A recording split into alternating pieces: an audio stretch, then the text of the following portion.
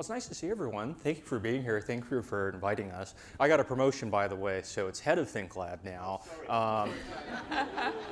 Same job, more emails and more meetings, so some of you can probably relate to that, but anyways, that's not important. What is important is, let's talk, well, let me go back for this one. I don't like that picture as much. So what are we talking about today? So we're talking about a number of things. We're going to talk about tricky problems, and let me summarize a little bit, and then we'll come back to this at the end. But essentially what Catherine and I want to share with you is kind of future of breakthroughs, future of research, future of higher education, and very much to kind of like, echo something, well, it's not an echo if it hasn't happened first, but to kind of call out the breaking down the silos that I know panel is talking about later today. But that is key. That is key to kind of like what we're thinking about, is getting into this idea of like, a lot of sectors and a lot of like areas, all of us here today, we're interested in some of the same problems, different but similar. And I say this as like, we just mentioned, it was like, I come from the tech sector, coming from Google and like, now working for a university.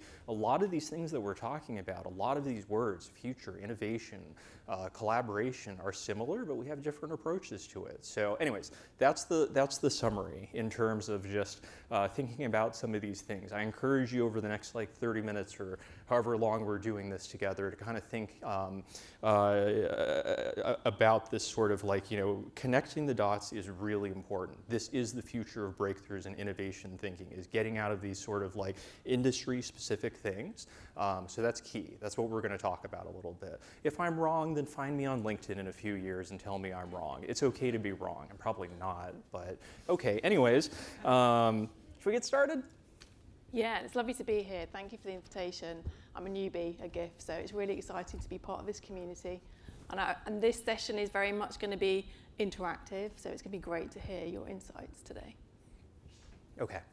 So a lot of challenges in the world right now. I don't have the heart to talk about this slide as much right now. We weren't sure whether to put this photo up, I'll be totally honest. I'm from California, so we're cool-ish depending on things. But let me talk about ThinkLab in a nutshell. So what we do, we are basically a research startup across the University of Cambridge. So we're not in a department. We're literally the University of Cambridge, which means a number of things. We connect dots. We bridge academic and business expertise to solve pressing real-life challenges.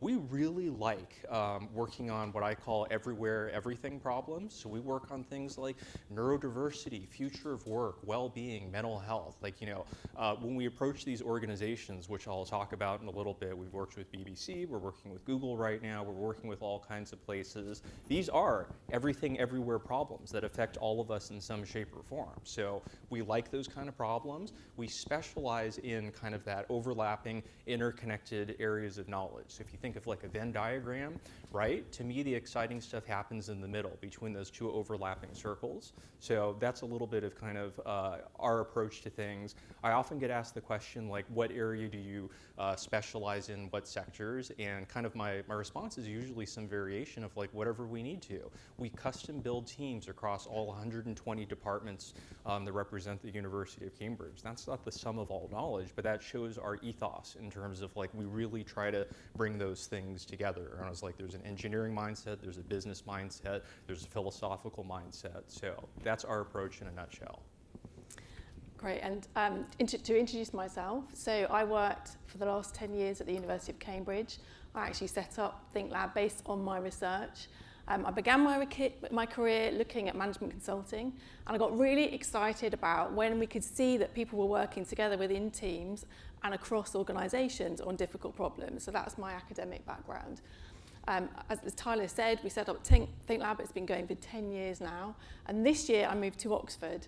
So I'm based at the Skoll Centre, and we focus there on social impact. So we want to make change happen. We have this cycle of change, and we focus on three things. So the first is about fundamental research, so how you lead and organise, how you finance, how you measure, and how you scale social impact. And that feeds into an education programme. So we provide education programmes globally, from everyone from undergraduates to all ages. And then the third part, which is really key, is about community building. It's this type of activity where we can learn together. We don't have the solutions as individual institutions, but we do have when we collaborate and come together. But what we're going to do, this session is to really focus on you. You've had a lot of coming at you this morning. We want you to have a little bit of time to be selfish, to think about problems that you're working on as an individual within your organisation, maybe crossing other organisations. And we want you to have some prompts. So what we've done is pull together, really just concentrated the last 10 years of research into, that's a challenge, we've only got half an hour. So into 3 questions, 3 prompts to help you think. And in a minute, we're going to turn it to you. So you're going to have an opportunity to discuss it. So the first question is thinking about how do you find common ground? Thank you. How do you find common ground? And this can be really easy, actually, to have discussions and think about what is the challenge that we're working on. And you can get this surface level response. But what we're talking about, what the research shows, is you really need to dig deep. You need to get to the human level of thinking about challenges. And what I'm going to do is give you a little case study of something we work with to just bring this to life. So we were working with Aviva, a global insurance company, and they came to us and they were excited about how do we engage data scientists, how do we retain them, how do we recruit them. And we were interested, everyone's interested in data scientists because it's such a competitive market, but actually we could have worked with anyone on this challenge. So we had a lot of negotiation and discussion about what we wanted to do, and it was when I had a coffee with a senior leader from Aviva, and I said, what is it about this challenge that actually keeps you awake at night? And there's 2 things, that we know that data scientists attracts the breadth of thinkers, so we need to be really neuro-inclusive. But we also know that there's huge challenges. I'll just take one example. This is from data from the UK, but only 22% of people who are autistic will get into employment, and that's a societal challenge. And that was the aha moment where I thought, this is what we need to be working on together. And Tyler's going to tell us a little bit more about what that looked like. My turn? Yeah. Yes. Okay. So, so to pick up what Catherine was saying, it is kind of like, and this is similar to Stacey. Where'd Stacey go? Hi. So like kind of the shared languages and shared value stuff that you were just mentioning in terms of like we have different ways of talking about these things. So another statistic to throw out there is like roughly speaking, like 1 in 7 people in the UK population have some sort of are neurodivergent in some way or another, or all of these things. Keep in mind that's an average. So some sectors, some industries, that proportion is definitely higher or lower, but it's those sort of things. So understanding when we're talking to Aviva, what matters, what's important to you. Expertise is also an important thing. First of all, it's hard to teamwork is very hard when you're pulling across all these things. It's like herding cats, except the cats have PhDs, so it makes it even trickier. But like thinking in terms of like those values and stuff like that, right? So really understanding. What was I saying? It's like, okay, so defining expertise and all of these things. And like, think about it for a second. Like, all of us are various experts in the different things that we do. So how do you define expertise? It's kind of rhetorical, but think about it for a second. But one other way to, maybe a Think Lab-esque definition of expertise is kind of the different combinations, the unique combinations and prior experience that we bring in different areas of knowledge. So that is really important. For this particular project, we talked about lived experience. So that was really getting at, like I know already today we've talked about kind of abstractions, future of, and all of these things, but really getting at it. Everyone is an expert in their lived experience, right? So what does it mean to live like this, live like these things? So that's what we did. We engage with the stakeholders, the people who make the decisions, and just as importantly, or more importantly, working with the people who are affected by those decisions. That's key to what we do, this kind of co-design process. And one thing to take away, because we got to the heart of what mattered, the leader from this took what was a small kind of pilot project, developed it across the whole of Aviva, and then took it to the insurance industry as a new approach to inclusivity. So that's when you start to get a ripple effect, because you've really got to the deep matter of the question. The second question, so Tyler's segued beautifully into it, which is talking about expertise. What expertise do we have? And it was mentioned actually in the last session about we're quite constrained in the expertise we have. But what we'd like to suggest to you is to think a little bit differently about expertise within your teams. Can we move forward to the next slide? Thank you. Oops, I forgot about BBC. Actually, we can go back. Sure.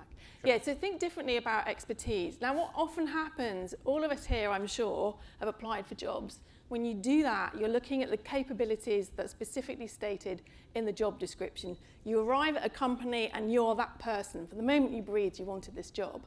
But actually, we're much deeper than that. We've got rich experience in different careers. Often we do things outside of work, and sometimes that gets missed. And the case I want to share with you here is an example of a charity, a different organisation. It's a charity, it's one that helps people to read from birth to death.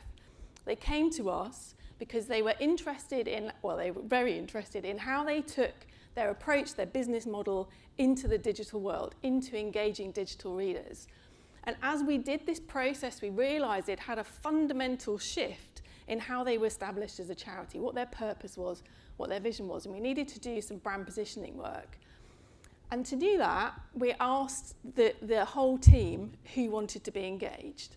And I got this tap on the shoulder from the chief executive going, oh, why are we doing this? We've got a marketing communications team, they work globally, why can't we connect with them? And I just said, trust the process, wait and see, thinking, please work, because we're going to do it in a different way.